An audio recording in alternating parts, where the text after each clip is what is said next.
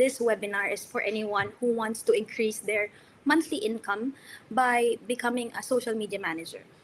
So one of the first things that I would let you know as a social media manager, I started out the company by doing a lot of freelance work. I started with, let's say, 1,000 dirhams, which is around $300 monthly. And with that, I grew my network of freelance work. And I think that this is very relevant for anyone who wants to have an extra income, or also for anyone who wants to start their business online. One particular thing about this webinar is that when you approach any client, when you're gonna do social media freelancing, is that when you approach any client, they're not really particular about how many followers you're gonna give them. They don't want to know. That doesn't matter for them. What matters for them is the sales that you're gonna generate for their company.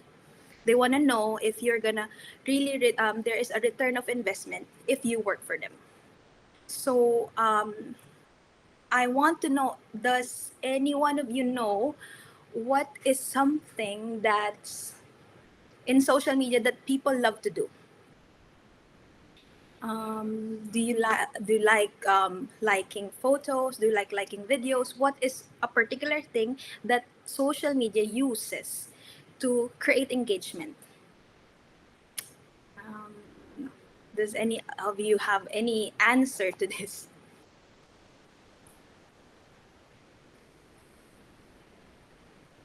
Oh, sorry.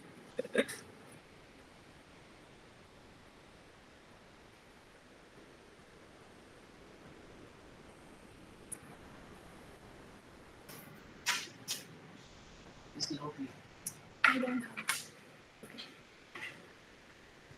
So in social media, the social media platforms, they want you to have an interaction with each other, and one of the things that they're normally using for that is to create friction. That's why when there is gossip, they fuel it and they make that type of post reach more audience. Okay, so for example, election type of post where people are rooting for different types of individuals. You might be rooting for this candidate and the other one is rooting for this candidate. Social media would boost that the reach of that post because they know that people are engaging in that post. They considered it as an engaging post, and they also considered it as something that would create that people would pay more attention to. Social media platforms are there to attract your attention, to get your attention. So today, what I'm gonna show you are key things that you should use for your business, or also for any type of any type of company that you're gonna handle.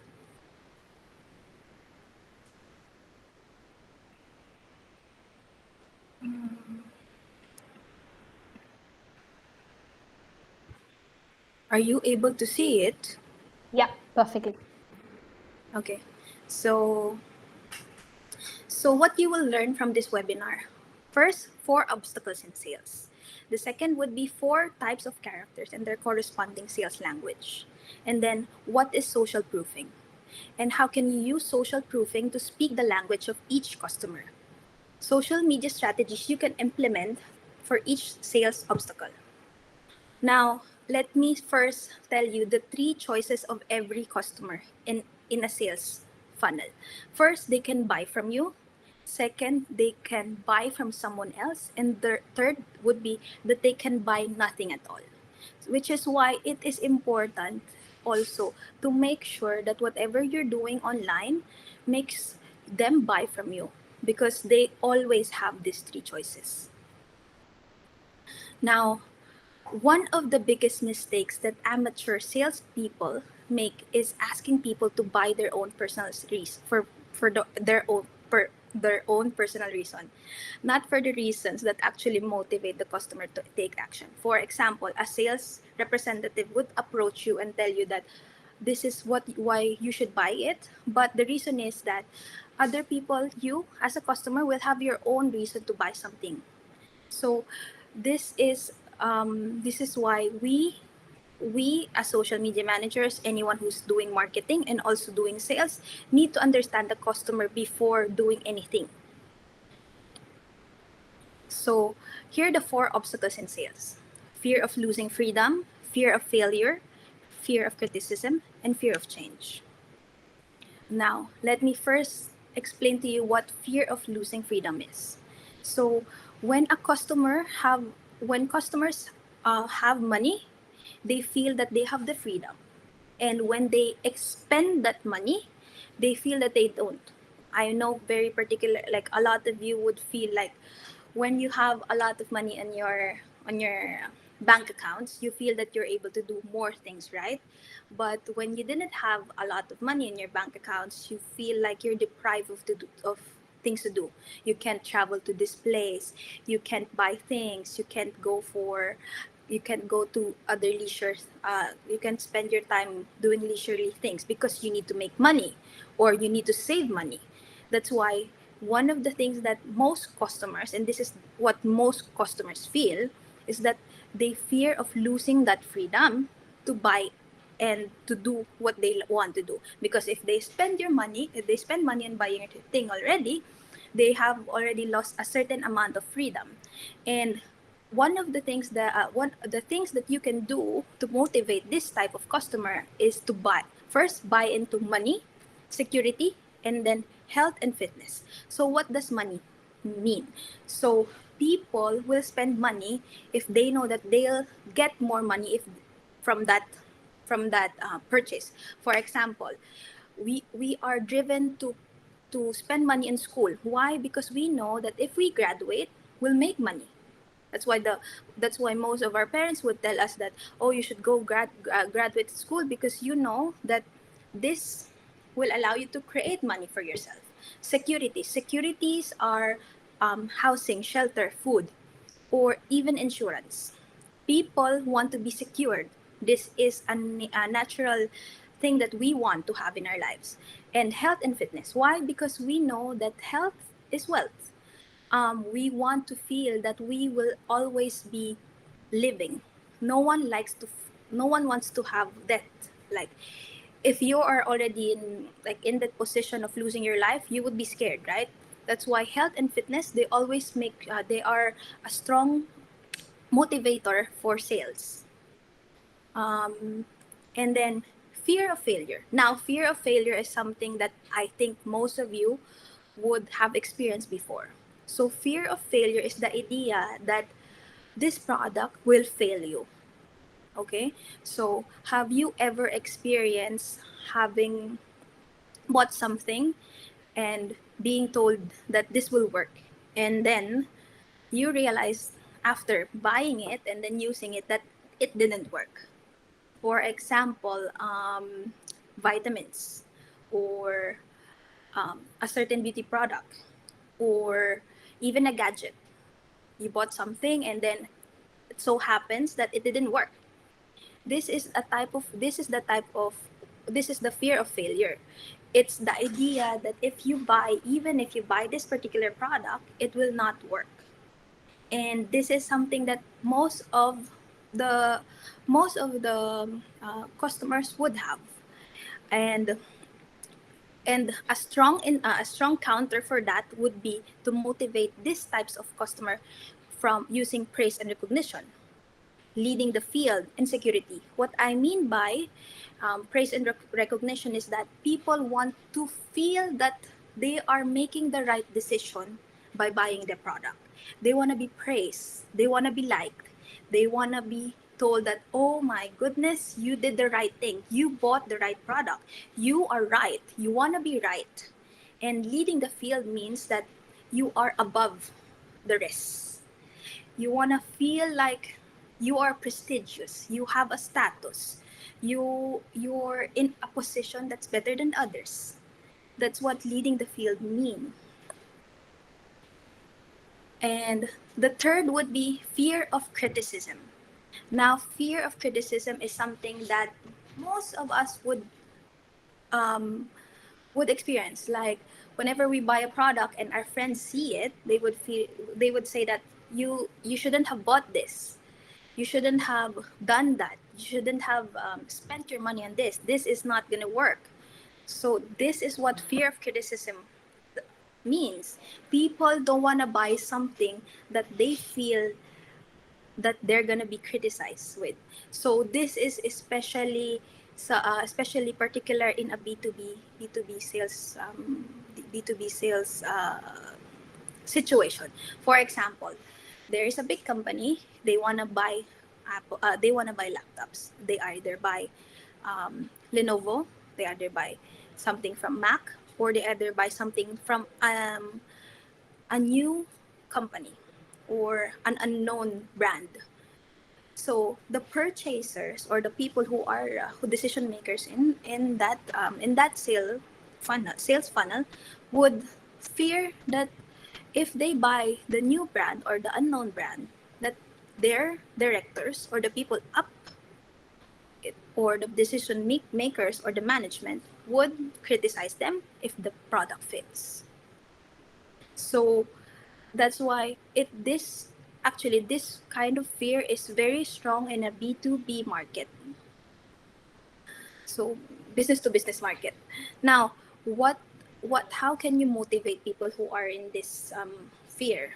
One would be that you should make them feel that if they buy this product, they will be liked by their superiors, they will be liked by the people around them.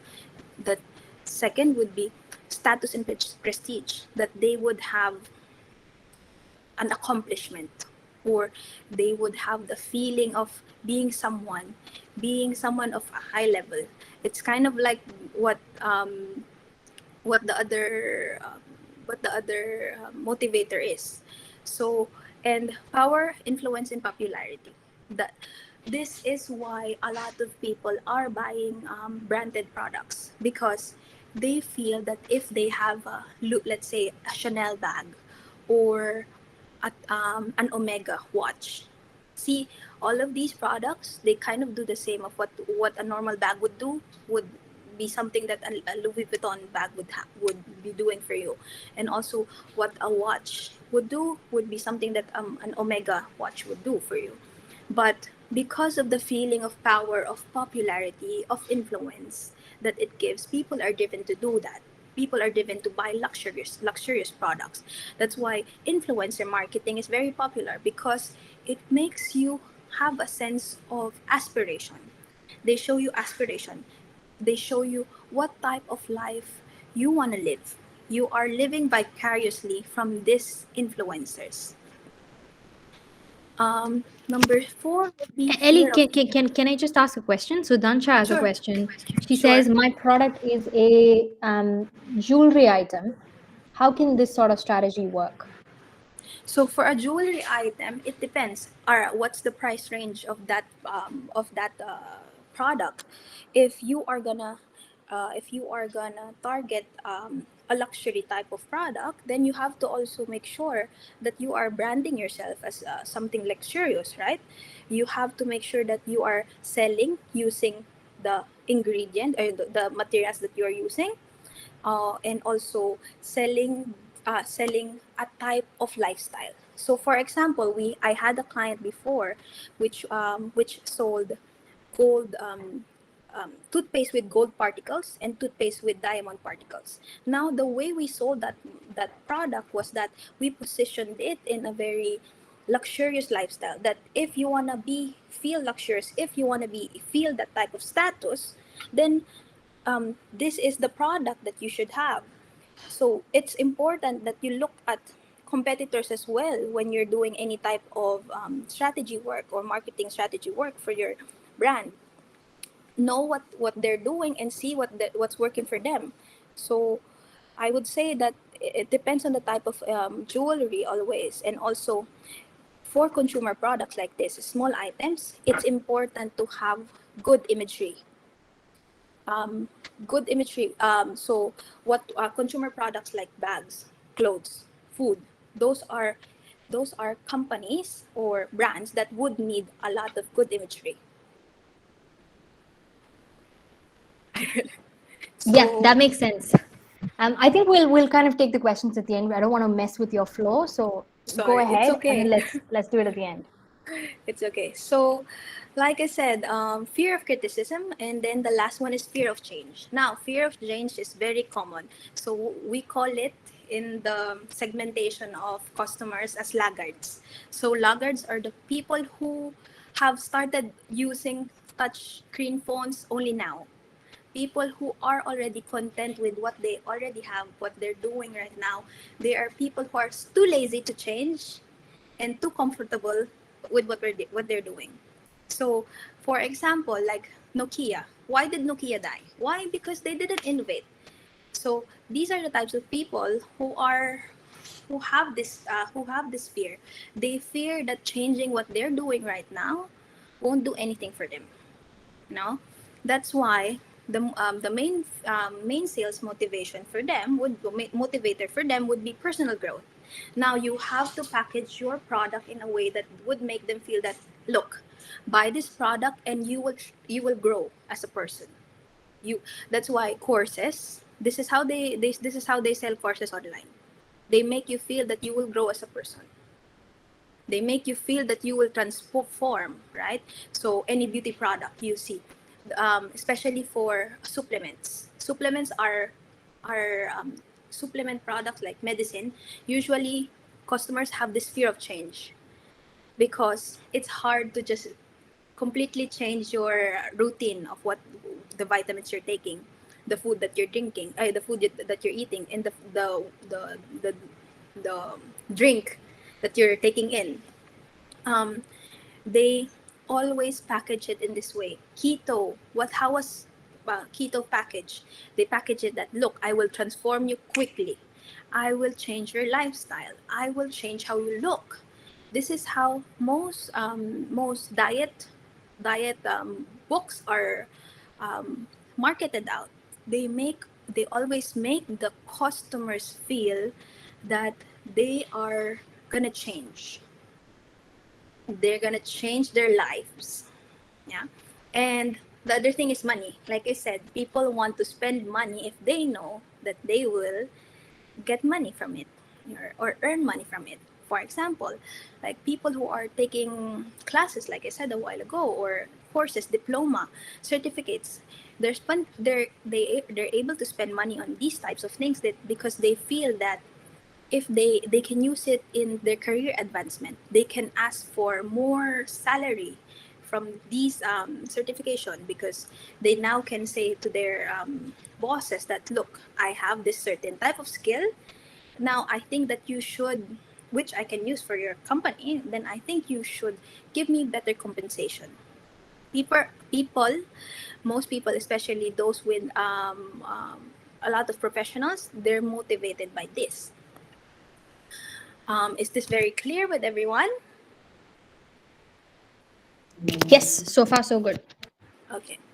So now, um, now, what I want to tell you about is how to understand which customer has this type of fear, like how to segment customers.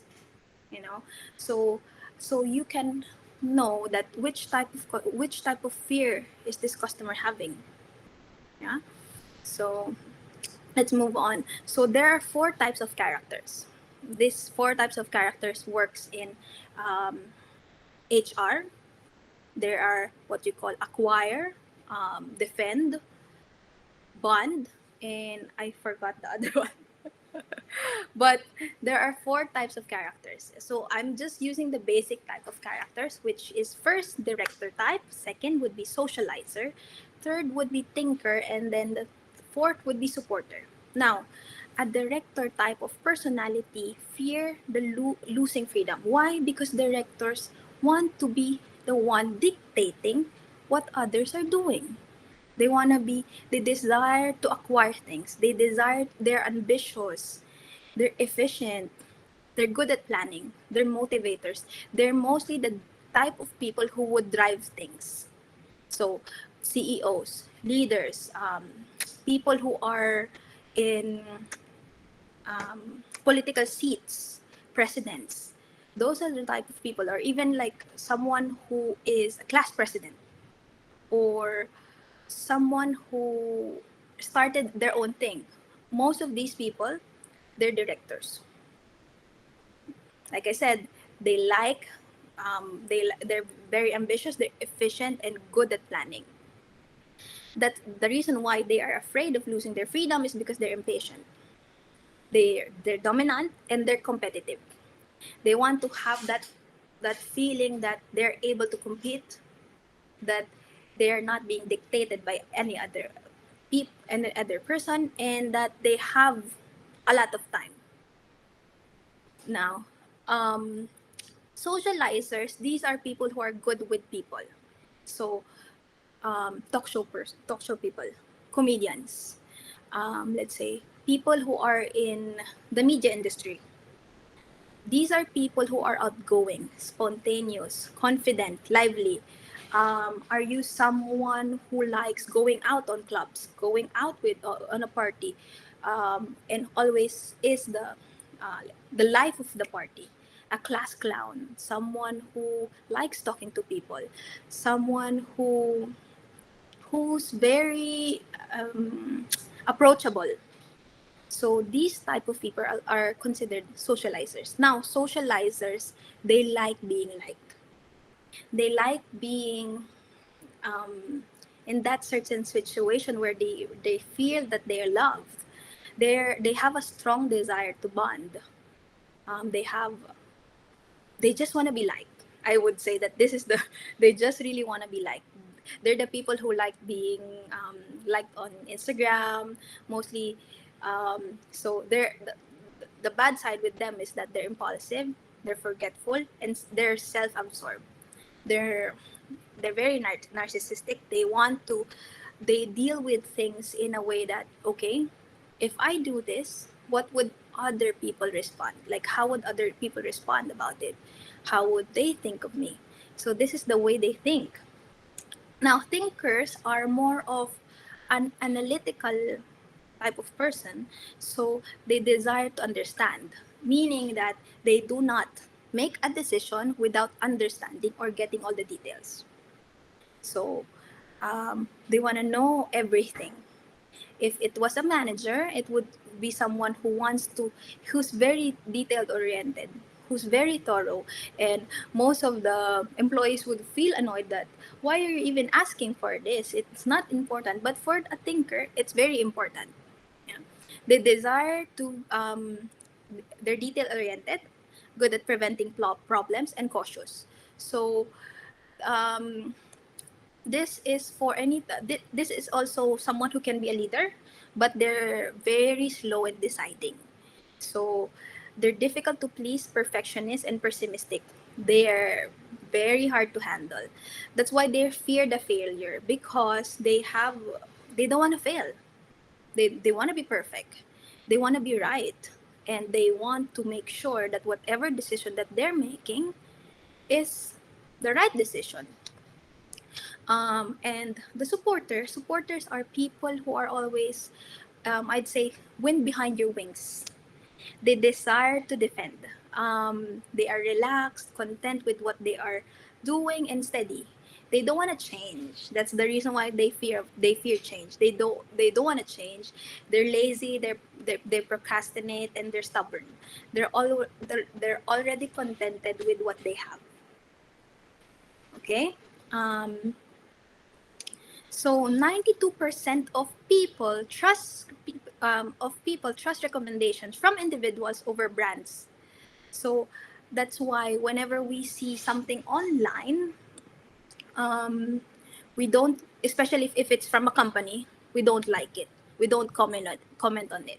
But if we see someone share that particular post, our friends share that post, the same exact post, we actually like it, or we comment on it, or we click on it, because we feel that these people who are already around us, who are already part of our, let's say, tribe, are in the same level as us. We have a certain bond with these people. Um, Now, so I'll move on to social proofing. Social proofing is the psychological and phenomenal stem that stems that from behavioral economics. The idea is that people copy the actions of others because they think or assume that this is the correct behavior to a certain situation. So, um, I have I let's do one one, let's say, activity. Now, there are two USB drives here in front of you guys. Both of them are SanDisk. Both of them are on the same price.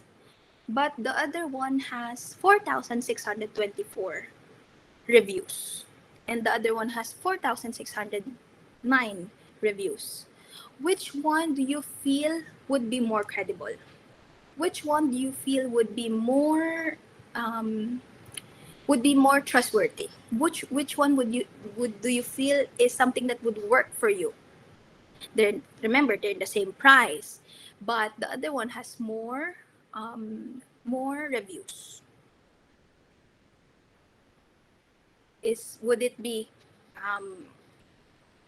USB A with 4,624 or USB B with 4,609? It looks like we're moving towards USB-A with 4,624 reviews. Yes. So basically, that's what social proofing does. See, those people who have given that review, you don't know them. You don't really know them. You don't have a personal connection with them. You don't even know their names.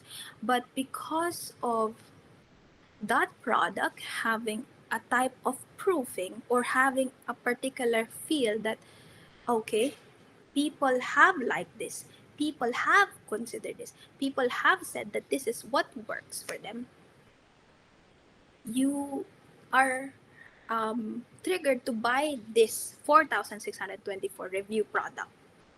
This is what social proofing does. I'll give you another example. So if you close your eyes, let's say you go to the mall, you go to a food court, yeah, and there are two restaurants. One restaurant has a queue of people lining up for it. The other restaurant has none. No one is ordering from that restaurant. What would you think of, which restaurant would you pick, or which restaurant do you think would have more good food? Would it be restaurant A, which has a lot of people lining up for it, or would it be restaurant B, which has no one lining up for it? Yeah, it's restaurant A with the long lines. So yes, so social proofing works digitally and also physically. That's why I think it's very important for anyone who wants to sell their products online, who wants to start a business, who wants to be a part of a marketing team or a sales team of any company, that they understand this. Now let's move on. Now these are some examples of what social proofing is, what kind of social proofing is being done online. So for example, people are showing how many page views have like companies are showing how many page views a particular product has, or how many stocks are left, or the how popular the product is. You'll see it also in any type of social media platform. For example, on Twitter, you can see what's trending, right? And people kind of clicked on those things because they want to know what's happening.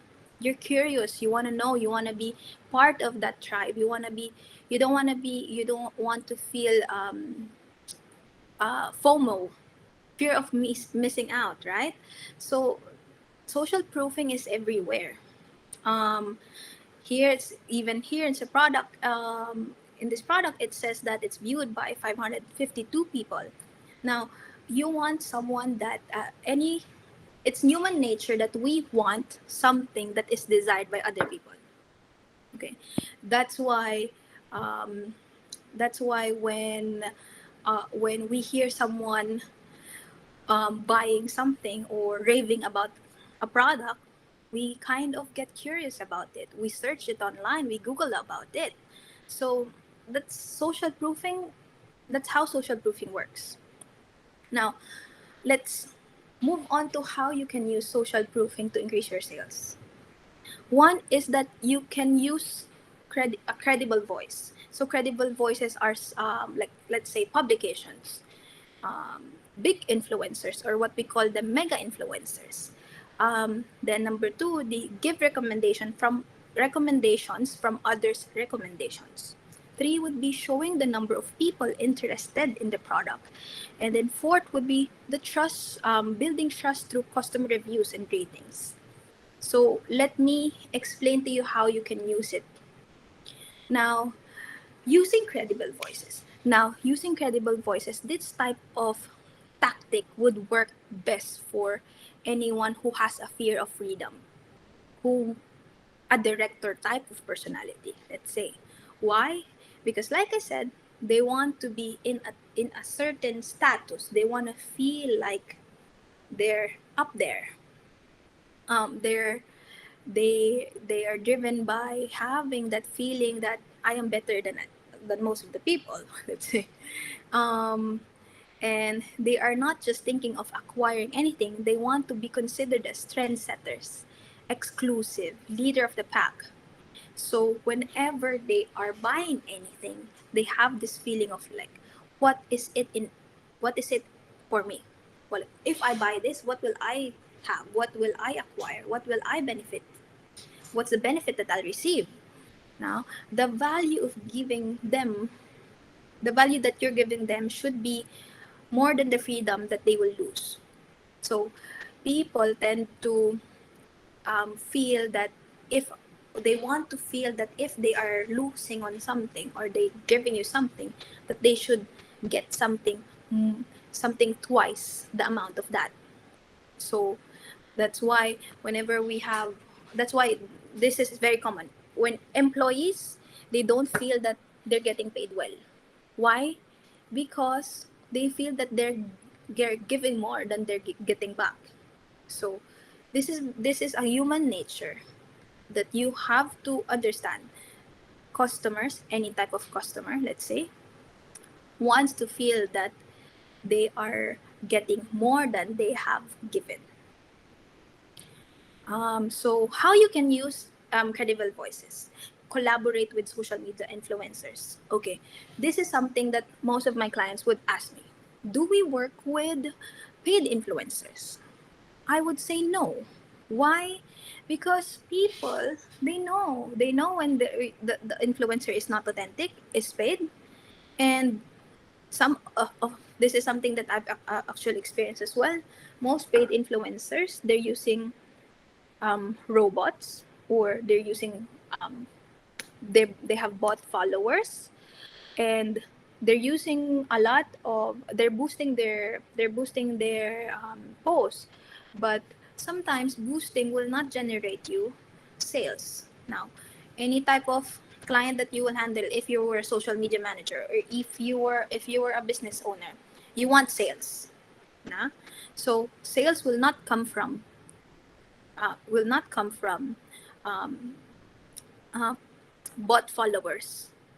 They have to be real followers, and they have to be real engaged followers, because they will not listen to a paid influencer if they were not engaged previously, or they never felt engaged with this particular influencer's content. So I always prefer to work with macro influencers or micro influencers. So micro influencers are influencers which has 10,000 followers to 100,000 followers. Those are considered micro influencers. Now, why is it good to engage with them? First is that because they are only starting out with their following. Now, if you support them early on, they will support you. They will support you when they grow big. It creates a business development situation for you guys, and also a good relationship. Now, second would be to post any PR, or let's say your product has been featured in the news, publications, magazines, blogs. Now, this creates you what we call earned media. Earned media is anything that is generated by another person for you. So reviews, recommendations, shares, mentions, um, and features. Those are considered earned media. And this is what social proofing is banking on, that you create earned media for yourself. So you should post, you should brag. I'd say you should brag about it, that you are featured in a magazine or any type of news. Always put it, because it kind of gives your, if it will give your company or your product a sense of credibility.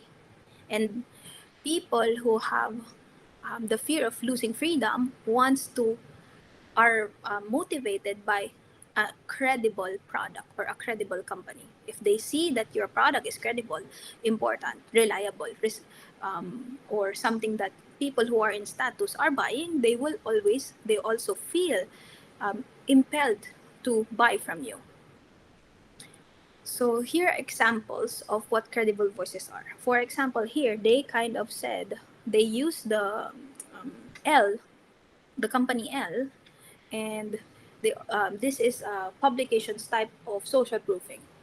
And then the other one is people who have used, or credible voices, let's say, that just let's join more than 10,000 creators who have sold over 1 billion in courses and coaching. Now, the credible voice here is that they have sold over 1 billion in courses and coaching.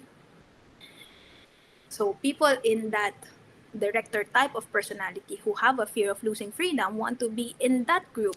I want to be someone who would be selling $1 billion worth of courses, right? So that's how they think. What's in it for me? Remember? Um, and now let's move on to the second type of tactic that you can use. Now, giving recommendations for others' experience from others' experience. Now, this type of social proof is best for someone who has a fear of failure. They want, you have to make these type of people feel that your product will work. See, they might have used so many products already in their lives. They've tried everything, product A, product B, product C, products, until product X now.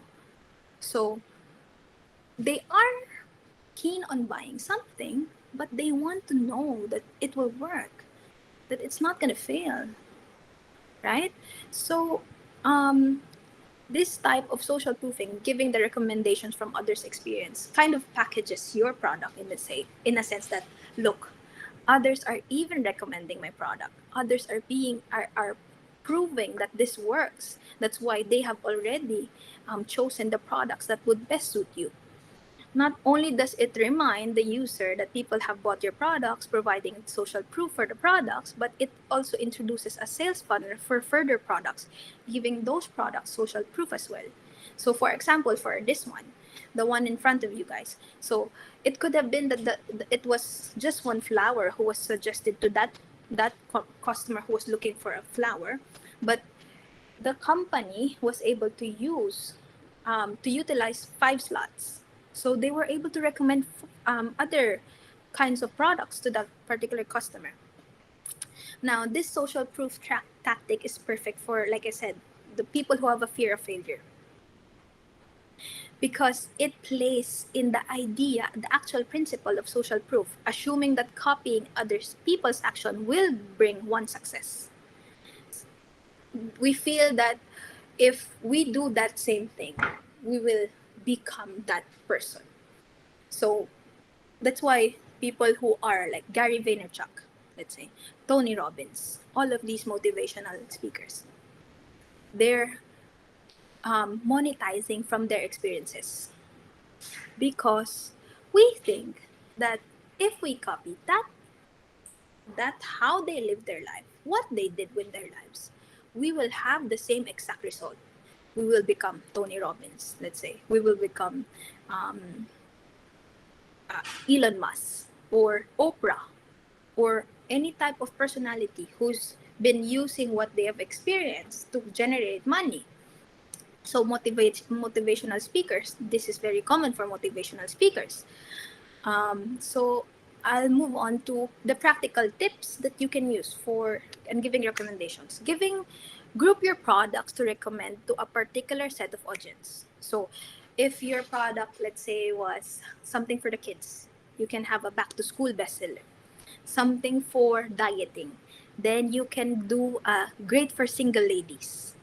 Or even this can also work for fashion products, jewelries, like one of the participants asked. Making a set online kind of makes it easier for them to choose the products that they need to buy. And also, it's a great way to upsell a group of products instead of one. So, and the second one would be incentives for customers who will recommend your product to their friend. Can also bring more sales. Now, I would say that this really works, especially for restaurants, for clothing companies, that and also for apps. That's why restaurants, they have meal for two, brunch with your friend, um, dinner dates.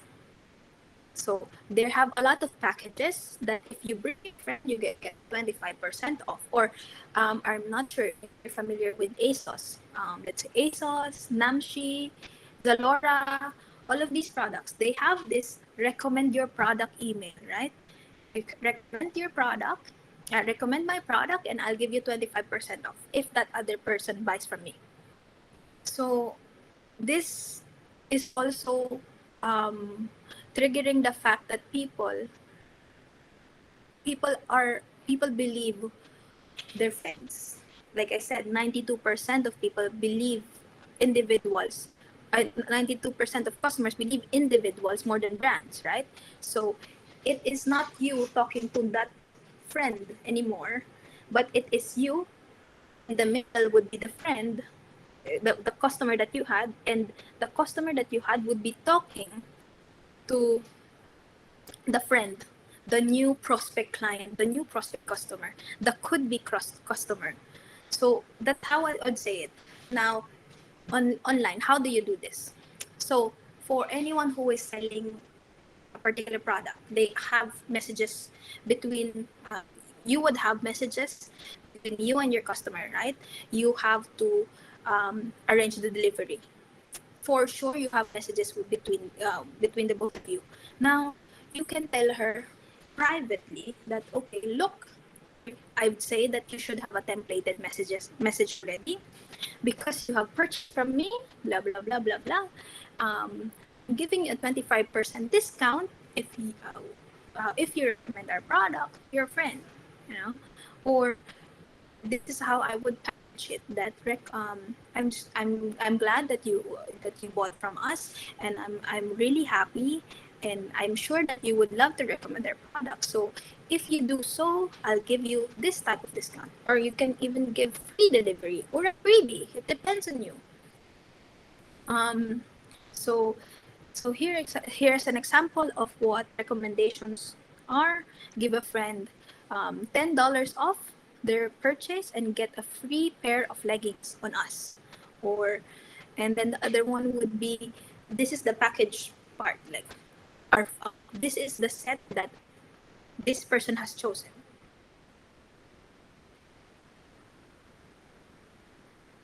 Okay, now 59% of customers use social media as buying inspiration. Now, I'll move on to the third tactic that you can use um, to convince people people to buy from you. This type of tactic is what you call showing the number of people interested in the product. Now, this type of social proofing tactic works for customers who have a fear of being criticized. Not only does it show approval from other people, it can also trigger a fear of missing out. Like I said, this is how Twitter triggers you with the trending now. You want to be part of that trendy group. You want to be part of the people who are updated. So whenever companies are showing any type of whenever companies are showing any type of purchase, I would suggest that you do it in a bulk order. So let's say like 50 orders from blah blah blah, blah. Or this, for example, this Particular example, 50 amazing drinks confirmed. This kind of makes others feel that, look, their drink is good, and also I want to be someone who have tasted that drink.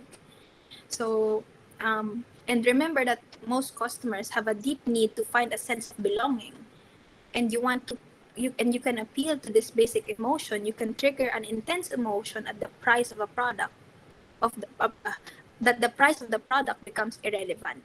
So I'll show you here.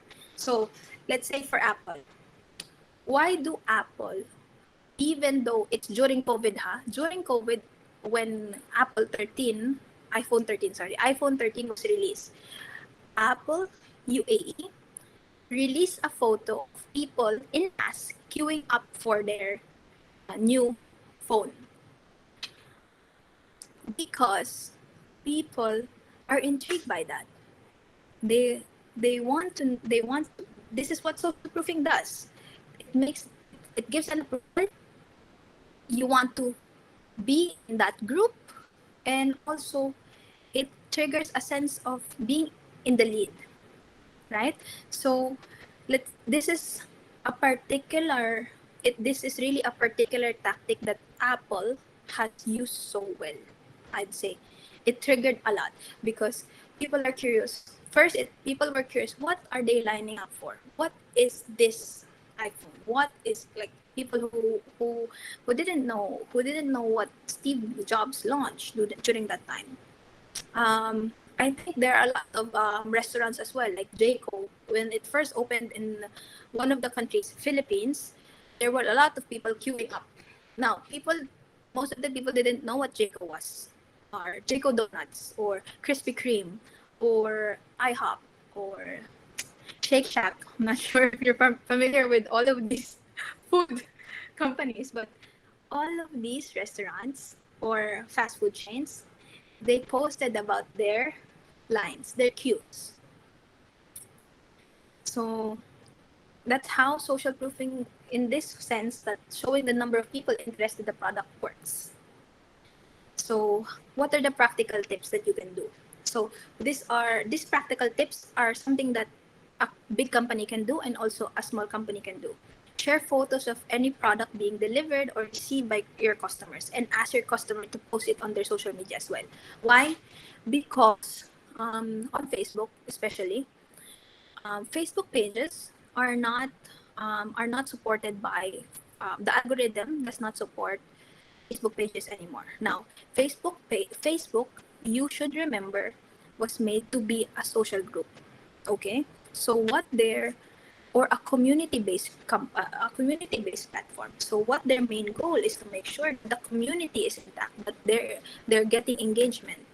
They don't want to promote your page. They don't want to promote your company. So, and also promoting on Facebook right now, you have to spend um, a lot of advertising dollars, let's say. So using your company's page, using your personal page, let's say if you're a business owner, and using your customers page or account will help you grow your reach. Not only does it grow your reach, but you also target the kind of people that would buy from you, because your customer is kind of like your user persona already. The type of people you already know that this customer will buy from you, this type of person will buy from you, and definitely most of the people around this person will have the kind of thinking or psychographic.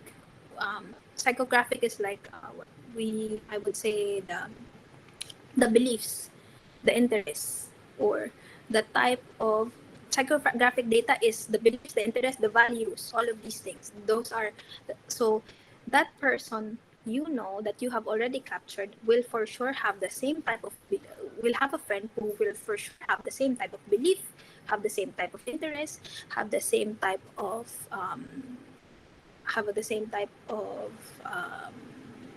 buying power, because that's the reason why they're friends anyway, right? Because we are friends with people who are kind of the similar with us.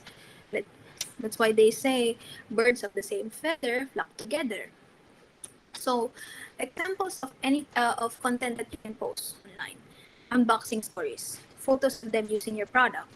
And the best way to ask them for this support is to cultivate a relationship with your customers. Now, if you have a good relationship with your customers, you treat them kindly, you give them the best service, you are approachable to them, they will support you. They will support your company. They will recommend you. So I'd say that another best marketing practice would be best service, the best service that you can provide. So then we can also go. You can also do an initiate social media competitions on new products. This will not only gain social media approval. It will also boost your content's reach, as the social media platforms can tag your post as highly engaging. Now, I would say that this is a tactic that's dangerous. Why? Because there is a strong chance that you can attract people who are only looking for something that is free, that is cheap, or that is something that they could get as a benefit. Now, the how you should package it, this type of competition, is that you do it in Facebook group platforms.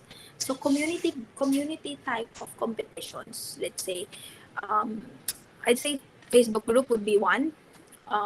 There are also a lot of community Instagram accounts doing those type of competitions. There would be good. Why?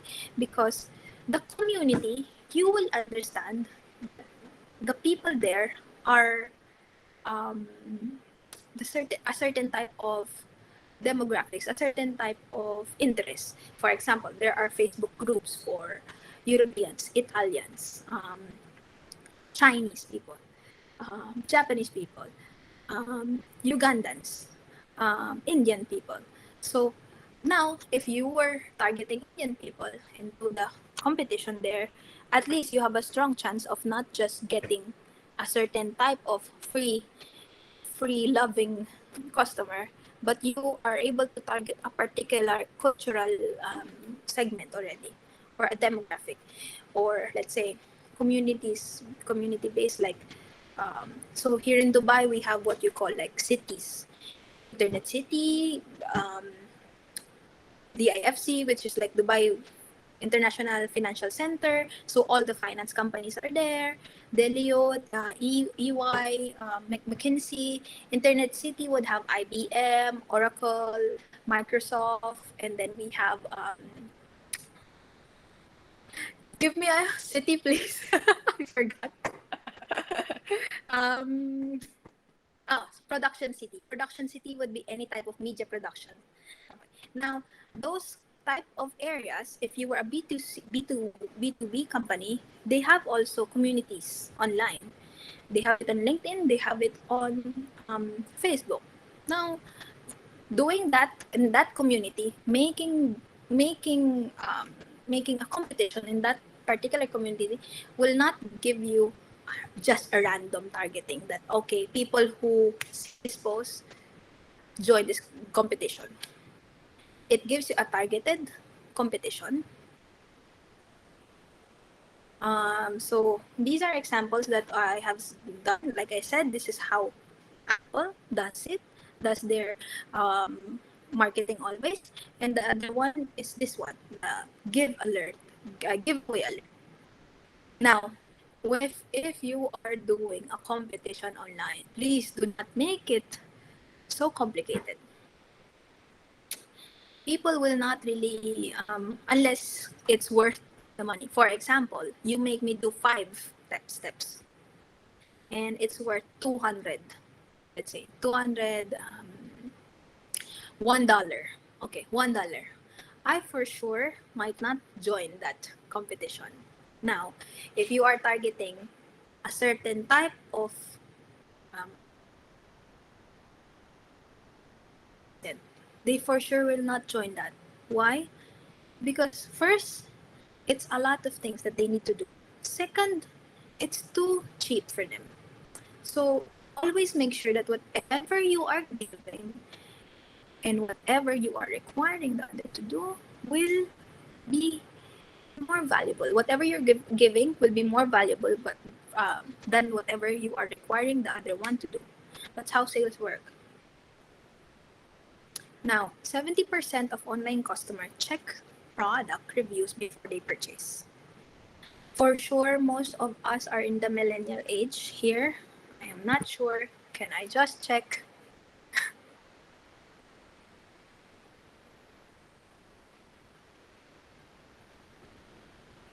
Um, so, people who are in the millennial stage or in the age of millennials, or let's say younger than millennials, we tend to look at reviews, customer reviews. Now, customer reviews and ratings are best for people who are um, have a fear of change, because they already have the because it already has the power um, to assure the customer that whatever this product can do will transform their lives. So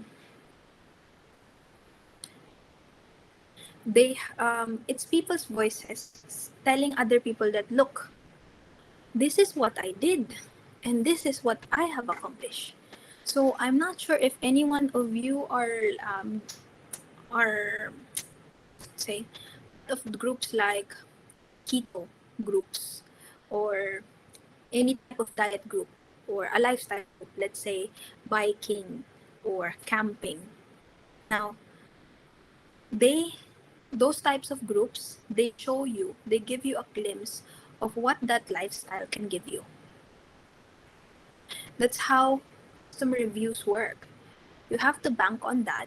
You have people, if you want people to change, if your product is something new in the market, if your product is something that hasn't been heard, or let's say um, is an improvement of another product previously, I would say that people will have a fear of change.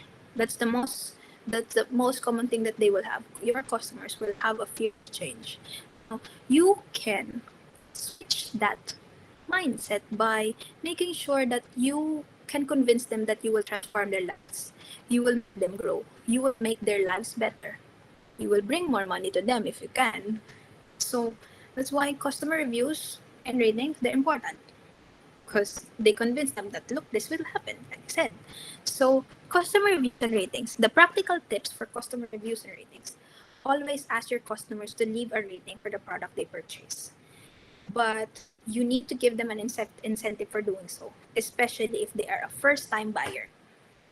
Now, if you ask your friend who has purchased from you, a customer friend or like a friend of a friend who became your customer, it's easy to convince them to give you a customer rating and a positive customer rating, huh? But if you have just you reach out to a random customer, usually it's harder for you to convince them. And I've done this so many times. That's why one of the things that we did for the companies that I was working for previously, was to offer a certain type of discount.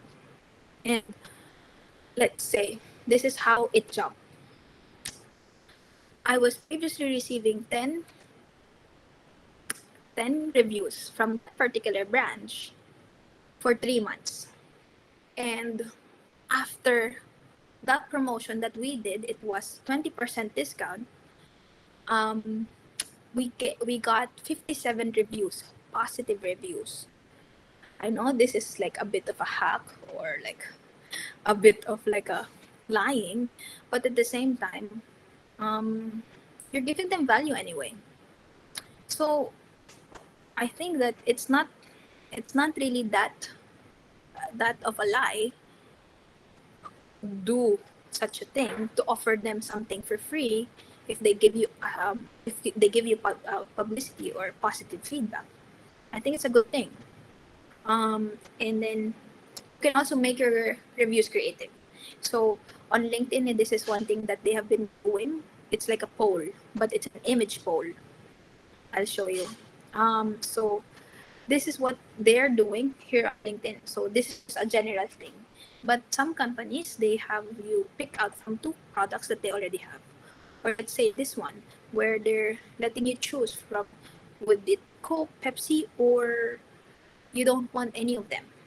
So remember my first my first part where people have three choices in sales. They buy from you, they buy from a competitor, or they don't buy nothing at all. It works here in this poll. Um, so make your polls creative, and you can use that to say that, hey, look at this product. This has been the best seller, or people have said that this is their favorite of all of our products that we have. If it's a milk tea shop, and then you do like or a drink shop, let's say, um, then do a poll: which type of milk tea, which type of iced tea, which type of coffee, um, which type of acai or green juice or detox juice should wow do you prefer the most. So that's social proofing. That's you creating your social proofing. um, Actually, that's it from me.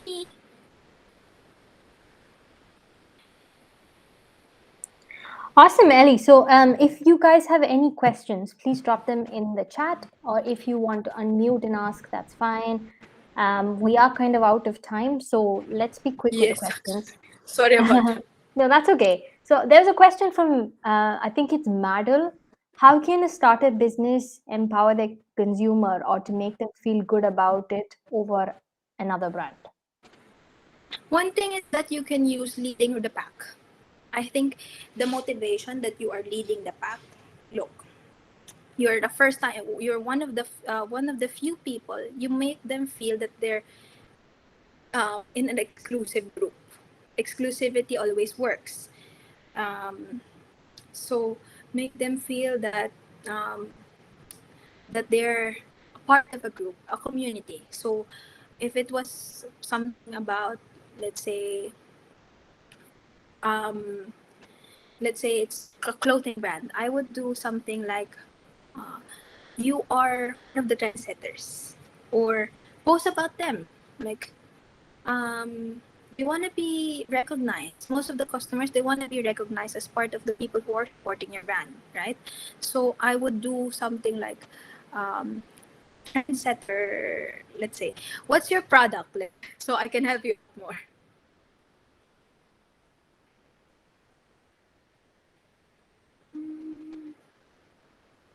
Madel says it's leather products. So leather products. So I would say that you can have like, name your products, from them. For example, I have a customer. His name might be Jean, and then you can have like a product that has a name Jean, featuring Jean's keychain, let's say, or a bag. So that kind make them feel part of the brand. If you want to empower them, you make them feel that they are part of your brand. That's how I would do things. You make them feel that they are part of a community. Yeah. Um, Right, Tina's got a question. If we're in the service industry, for example, plumbing or something like that, do you think it helps to include client reviews on the website? um, yes. So plumbing, any type of maintenance company, they have, first I would be monitoring my Google reviews. People are so reliant on Google right now that they just Google everything. So, and they're very lazy. If they don't know your brand, if they don't know who you are, they're not gonna go to your website, but they're gonna go and search on Google, right? First. So I would say that make sure that whatever you have, any reviews that you have online on your Google, should be responded immediately. I would say 2 days is the maximum, especially you're a service industry. So you have to make sure that customer service is on top. Um, and then after that, move on to your website, and you can create like a featured review as well. If you look at Tony Robbins, website, he has that. I think it was three pages, three slots, and then it keeps revolving. Those are the best customer reviews that he has now, because these reviews, they're coming from true people, people who are like living people. So I think you should use your customer's voice. Your customer's voice are very important for you. They're the ones who's gonna support your brand. I hope that answered your question. All right. Any others who might want to post a question? This would be your last chance to ask questions before we. Ellie, you might want to just share your details as well. If anyone wants to follow Ellie Oh, on LinkedIn or get in touch, you can find her on LinkedIn. yeah, Um, actually, you can connect with me on LinkedIn. I have LinkedIn, Instagram, and Facebook. You can ask any questions. I'm very open to that. We can even have like a Zoom call consultation if you want help on anything. I've helped up a lot of a couple of friends as well. I kind of like doing that because it gives me more of like a puzzle to solve on your mind. So just reach out to me. That's how Joanna also we connected. So I'm just reach out to me online. It's Ely at Ely Fangonil. It's on LinkedIn, Facebook, and Instagram. Um, Amazing. All right. yes. So I This is don't think. Curious' social media as well. Yeah, so if you guys enjoyed the session, please let us know, tag us on your stories. We'd love to hear from you. I think those are all the questions we have because you've actually been very detailed with your tips and everything that you've shared so far. So thank you so much, Ellie, for taking the time to do the webinar, share all of these insights with us. I think we have a fair idea of the concept of social proofing now, and we're Yeah. able to take that away. So thank you so much. Thank you so much. I hope you enjoyed. I'm so sorry if I missed out on anything, but I hope it No, was no, no. helpful. You've been great, and we really hope to have you back here